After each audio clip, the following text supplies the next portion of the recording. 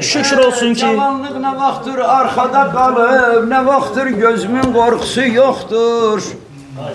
Yaşın çətinliyi 60'əcən, 60'dan uyana qorxusu yoxdur. Dikkat et ay dostum gördüğün işe, irəli addımla baxma keçmişə. Elə ki yaşında çatdı 70'e, 70'den o yana qorxusu yoxdur.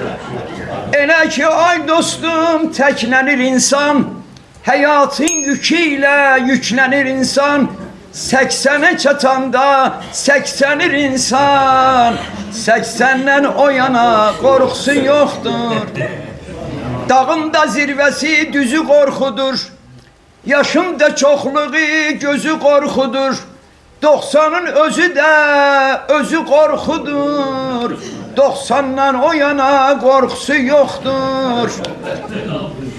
Qədir qiymət bilmək hər zamanlıqdır, həyatdan da küsmək bir yamanlıqdır.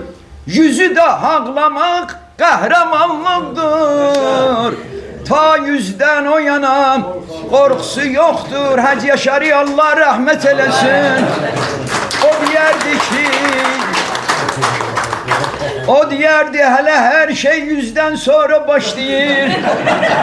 Kabr azabı, sorgusu var, vay bizim halımıza. Ya Ali, ama bir nefer de belə buyurup, kocalık dünyada bir yaxşı şeydir.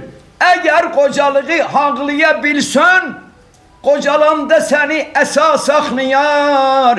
Esani elinde saklayabilsen. Allah kabul etsin bu meclisi.